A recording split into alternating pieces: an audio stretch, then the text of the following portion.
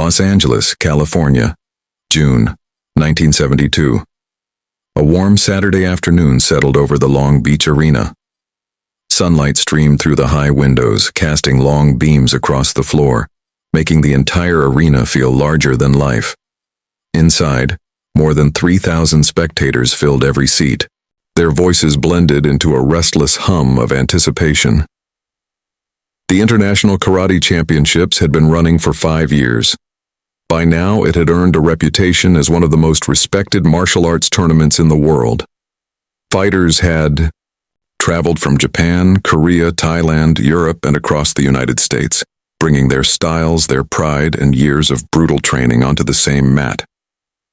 By 2 p.m., the crowd had already watched 5 hours of eliminations and semifinals. Some fighters had bled. Others limped off the mat. A few celebrated quiet victories. Now, everyone was waiting for the heavyweight final. But earlier that afternoon, something unusual had happened. A ripple moved through the crowd, because sitting quietly in the front row was a man many believed to be the most dangerous martial artist alive, Bruce Lee. He wasn't competing. Over the past 3 years, Bruce had been developing a philosophy he called Jeet Kune Do, the way of the intercepting fist. No rigid styles, no traditions, only adaptability, speed, and understanding. Beside him sat his close friend and student, Dan Inosanto. Then suddenly, tournament. Director Ed Parker stepped onto the mat with a microphone. "Ladies and gentlemen, we are approaching the heavyweight finals." From the south entrance, a giant stepped onto the mat. 5'5", broad shoulders, cold blue eyes, and unbelievably, only 15 years old. Dolph Lundgren, wearing a white Kyokushin-gi, black belt tied tight. Minutes later, the fight ended in a brutal knockout. The crowd applauded, but something felt off, because instead of leaving, Dolph grabbed the microphone and turned toward the front row, toward Bruce Lee. "Bruce Lee, I know you're here." Silence. "I hear Kung Fu is powerful, but I only see demonstrations in movies." Then he pointed directly at him.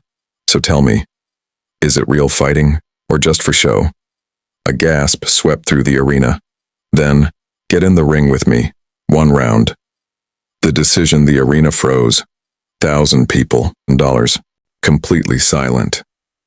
All eyes turned to Bruce Lee. Dan Inosanto leaned closer. "You don't have to do this." Bruce didn't respond. "He's just a kid," Dan added. Bruce finally spoke. "He challenged me in front of everyone. If I ignore him, what does that say?" Dan replied instantly. "It says you're smart." Bruce gave a faint smile. "No," he said quietly. "It says I'm afraid." And then, Bruce Lee stood up. The arena erupted. The bell rang. Dolph attacked instantly, a powerful front kick, but it hit nothing. Bruce wasn't there. He moved forward, at an angle, effortless. Dolph attacked again. Punches, kicks, combinations. Nothing landed. Bruce didn't block everything. He, simply, wasn't there. 1 minute passed. Dolph was breathing harder. Then, a roundhouse kick to the head. Fast, deadly. Bruce stepped forward, not back. Slipped under it, and lightly tapped Dolph's chest. Just a touch, but the message was clear. Could have ended it right there.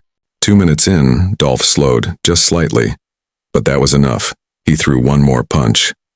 This time, Bruce moved. 6 strikes.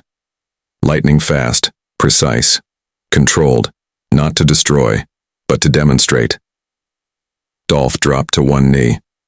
The bell rang. 3 minutes over. The arena exploded. But this wasn't just a fight, it was a lesson. Bruce walked forward and offered his hand. Dolph took it. "How?" he asked. "I couldn't touch you." Bruce smiled. "Because you were fighting what you expected. I was fighting what was actually there." Later, backstage, Dolph said quietly, "In my training, we believe power wins fights." Bruce nodded.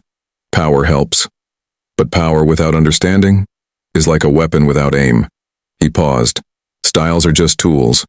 The real fighter removes what doesn't work. That day, Dolph Lundgren left as champion, but he gained something far more valuable than victory. Because Bruce Lee didn't just win a fight, he proved a truth. Understanding will always defeat raw power.